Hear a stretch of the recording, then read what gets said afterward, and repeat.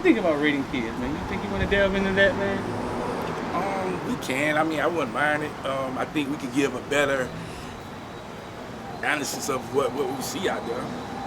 We see them from Little League to high school, right, before they get to college. So you actually could say it's not just camps. Right. It's not just what you see, or we not projecting for them to be a first round. But the crazy thing of it is Andrew Evans came to the show, and what he explained is not the way we use the system. So if there's no system, we're talking about creating a system that really isn't there, because the way he explained it is not the way they intend to use that system.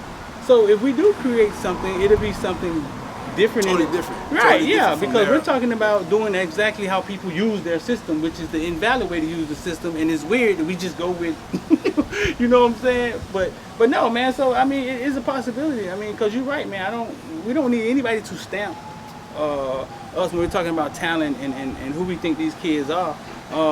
We got our own evaluation and how we feel about it, and we've seen enough, and at this point I realize that we're on point.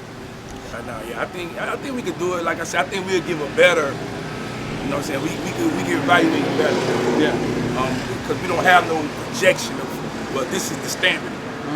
He looks like he's, you know what I'm saying, instead of, well, no, he plays like he's a 5-star, you know what I'm saying? Not just he looks like it, you know, so it's different. You see that on the field. So yeah, I think we can do a better job. I mean, not saying they're doing the wrong job, but I think we can give a better evaluation for. I don't think it's about them. They're not about. It's not about being better than them. It ain't being better than anybody. Rivals, 1-3. But the community spoke. They on the space the other night. The community say they want us to do it. Yeah, I mean, they've been saying it for a while. Yeah. Like, hey. Yeah, I mean, so if we do it, I mean, it just be about us trying to create something. It really ain't about them or they or what they got or beating them out or anything of that nature, you know what I'm saying? But I don't know, it's a thought, man. It's definitely a thought. It takes some work, man, but it's definitely a thought. Yeah, we could put it together. I mean, it's a bunch of people who always asking me, hey, man, I want to help y'all out. I'm like, man, you don't know how. Yeah, until they do some work. Yeah, until the time do some work. Tell them, hey, man, you got to go cover the ground and gold me. And they like, hey, man, I can't make it tonight. But listen, man, let us know in the comment section, man. If y'all think y'all can support, I had somebody text me from Texas last night, man. Was like, hey, man, listen, man, I know all the coaches here. Y'all think y'all can support, hit us up, man. 786-405-9499, or just leave it in the DM. You might get on that, man. FOOTBALLVILLE, man. Welcome to South Florida. Yeah. Welcome to South Florida. Welcome to South Florida. Welcome to South Florida. The bottom of the clip of the gunshine state.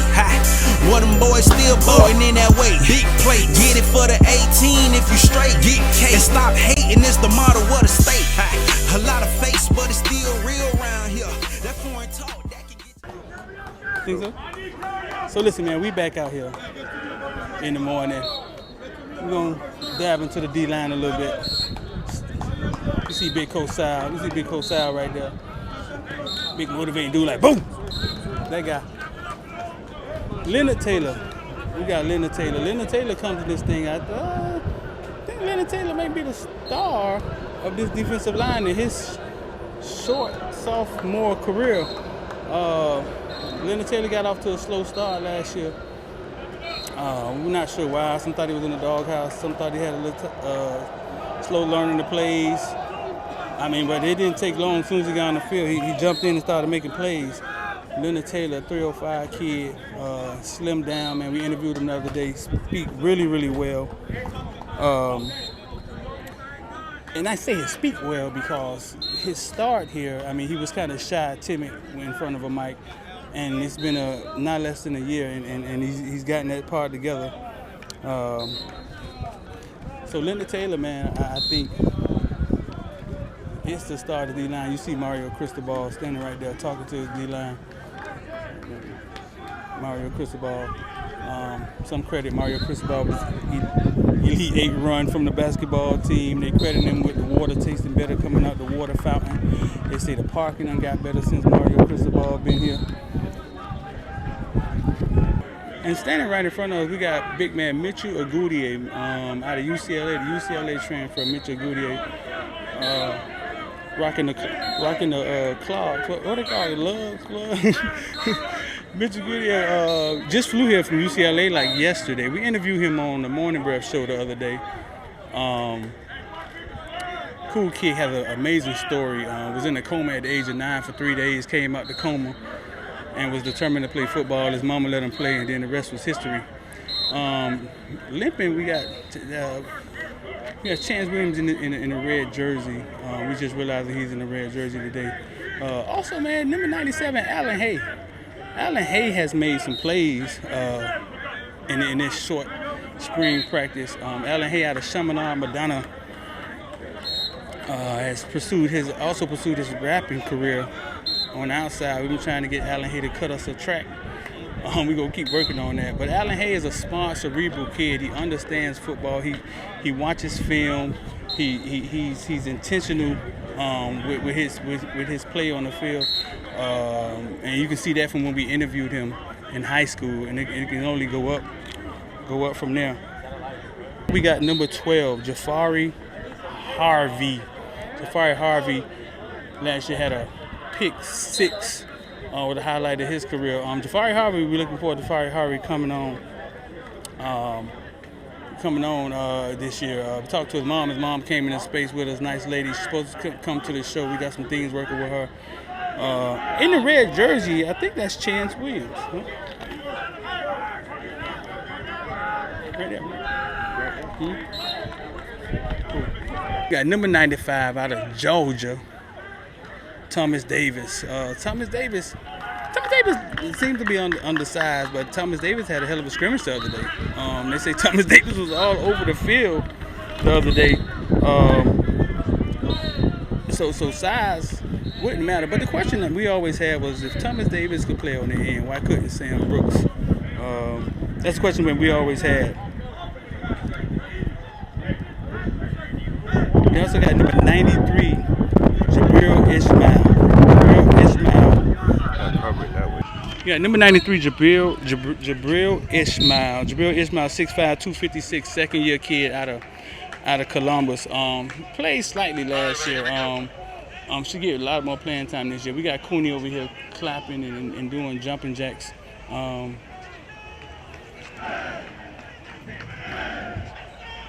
So this is how the Canes getting fired up. This is how they get fired up every morning to get this thing going. Then they're going to break off and go into their section. But listen, our defensive line, somebody has to step up because there's not a defensive line. There's a lot of opportunity out there. They've imported in Mitchell Agude out of UCLA, graduate senior, and I don't know. It may be more to come if these boys can't hold their weight. But let's get this thing popping, man. We out here. Could it be the greatest practice ever? Part 2, D Street, man. Caneville, FOOTBALLVILLE. Y'all go cop one of them NFTs and IOD Squad. Invest till we die. The link's in the description. We out. We got number 83. We got number 83, Michael Redding. Michael Redding out of it says Pensacola, Florida, IMG, but that's where we found him at. We found him at IMG. Michael Redding came out of IMG, man, with one of those IMG bodies. He looked physically ready to get it going when he got to the University of Miami. His first year, he actually got on the field, and I think he caught a touchdown. I think he caught a touchdown his first year, but things kind of slowed up for him, hampered him with injuries. I remember Michael Redding was a part of that IMG team that actually was forced to come down to Trash Power and play against Miami Northwestern with the running back named Cavassier, I think his name was. And they eventually beat Northwestern on a bunch of special team plays, some field goals, ran back a kickoff. Yeah, in that game they basically defeated Miami Northwestern because of special teams plays. And the coach after the game in the huddle was talking to the team. He was like, hey, we knew this. The IMG coach was like, hey, we knew these guys were going to be fast and aggressive. but we knew they sucked at special teams. He said it for real. I got it on camera. He said it. But yeah, that's Michael Redding. But Michael Redding, man, we looking forward to Michael Redding getting it together, man, and getting some PT and getting on the field. So shout out to Michael Redding.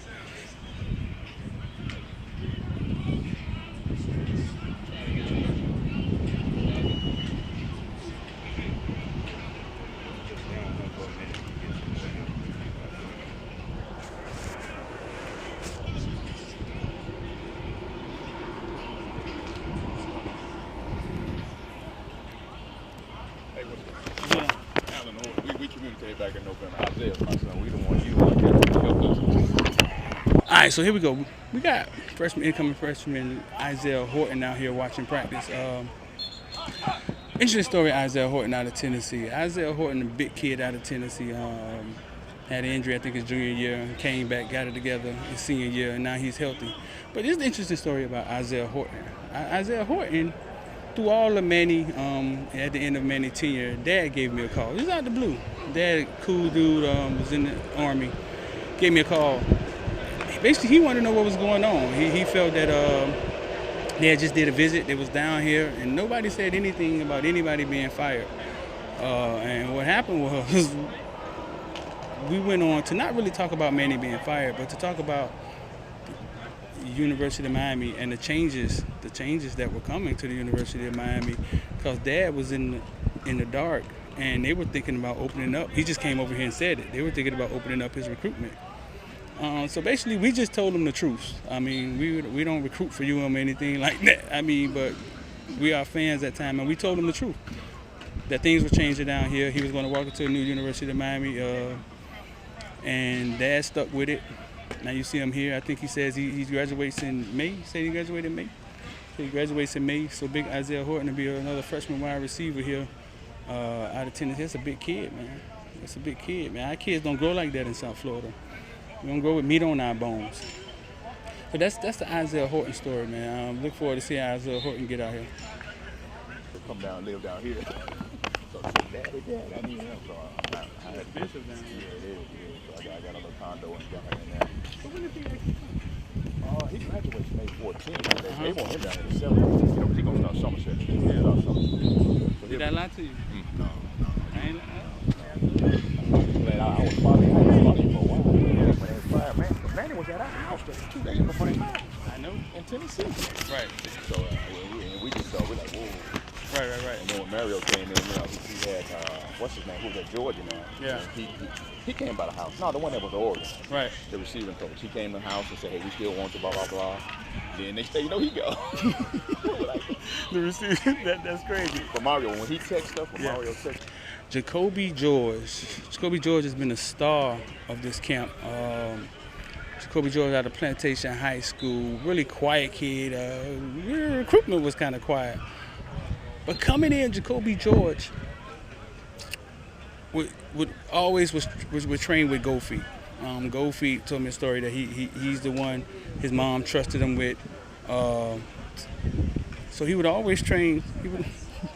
He would always train He would always train with Gold Feet.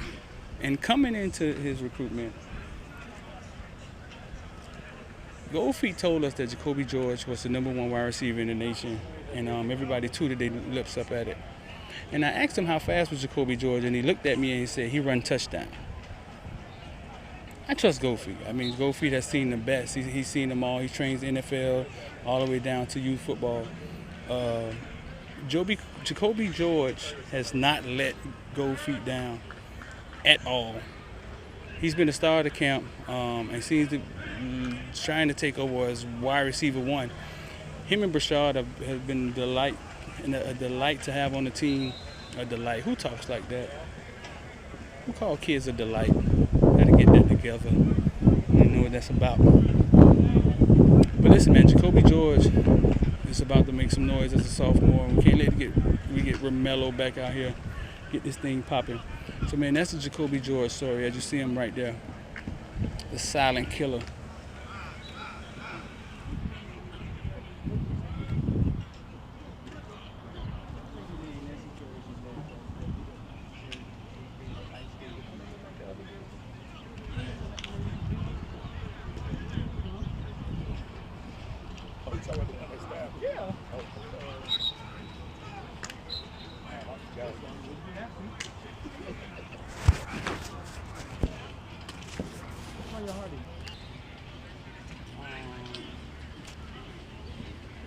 Do you know what position Cooney is now?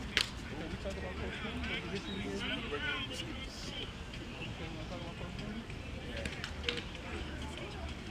He moved from head of recruitment, right? All right, so Coach Cooney is back out here on the field. He was the head of recruiting for a few years, but he's back out here on the field assisting with receivers. Coach Cooney out of Miami South Ridge was instrumental in bringing in Wiggins and Pope. Anybody else he was instrumental in bringing in? But he's just been bringing a lot of kids when he was over here to recruiting. Frank Lassie. What about him? That's why Frank Lassie is. Yeah, well, he brought Frank Lassie. He brought Frank Lassie, but Tyreek Stevenson, another South Ridge kid. Yeah, I mean, because Cooney's back on the field because some things were switched up in the recruiting area. So Coach Cooney back on the field out here helping out with the wide receivers. We just got so many coaches, man. So many resources. It can only help what's going on. So it was a dim day out here at practice, man. Sun is kind of high behind the clouds. It feels like it's gonna rain in a second. My God, Frank Lassie is a big kid. He's a big kid, and when you think about Frank Lassie, you don't think about possession. No, not possession receiver, because Frank Lassie is out here. He running, he moving. Coming from Clemson. So the training has been different for the last 2 years. We see. All right, standing next to each other, we got Isaiah Horton and Bryson Rogers. Bryson Rogers out of Zephyr Hill, Florida, Wiregrass Ranch. I've never heard of Wiregrass Ranch before. Had to be some private school. But four-star Bryson Rogers is a wide receiver, 6'2", 270 pounds. They got to rate him as a four-star. 247 has him Cristobal to the Florida Gators. Yeah, over 28 offers, an offer from everybody. But he's out here watching practice, checking out practice, standing next to Isaiah Horton. Isaiah Horton over there recruiting him. Isaiah Horton has a big kid, man, some huge thighs. To be a kid coming out of high school. Who do you think the starting D lineman? Who do you think will start at D line? Harvey, Leonard Taylor, Miller, and Chaz Williams. Harvey, Leonard Taylor, Miller, and Chaz Williams. Yeah. Think we're bringing in anybody else? Think we're going to? Mike could get another big guy up in the middle, D tackle. Yeah. You good with that? You good with that being the starting defensive line? Or yeah. I'm good with it. Who you looking forward to seeing? My boy Allen Hay, man. Allen Hay, Big Allen Hay. Big Allen Hay should get some work this year. He had a sack the other day. Like I just talked about. Big Allen Hay should get some work this year. Chance Williams out here in the red jersey, but Chance Williams showed flashes too, right? Man, the first couple of games he showed like the best flashes. And then what happened? They stopped playing him. Well, yeah, that don't make any sense. Staff. But he has probably like the best pure pass rushing moves to come off the ball because he's real fast off the ball. If you had to guess, the coach that Mario brought with him, defensive line Coach Sal, what do you think it is about Coach Sal? Because it's not experience, right? What is it about Coach Sal that you think the reason Mario brought him with him? Well, it is experience. He has NFL experience. There you go. I don't know what the hell I'm talking about. He got NFL. He played in the NFL. He played with Sean Taylor. Played with Washington. D tackle, so he's an inside guy. Samoan, I guess that's what it is, and them guys are usually strong, so I don't see no problem. Well, that's what's up then. He brought him over here, and he got a great attitude too. Great attitude, always positive, man. Always speaking good energy in the air. And then the fact that he added a defensive end coach and Coach Rob White. Then you got Jason Taylor. Then you got Coach Stroud. So, I mean, he got so much experience right there. Right.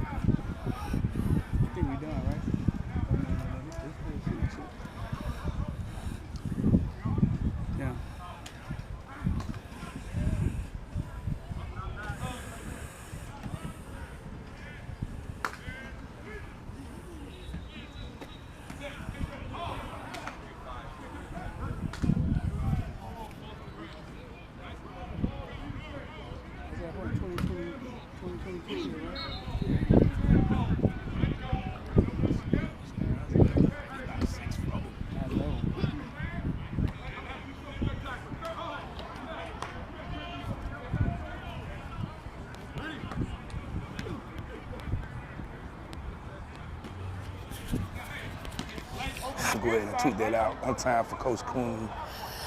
He back working with the receiver group.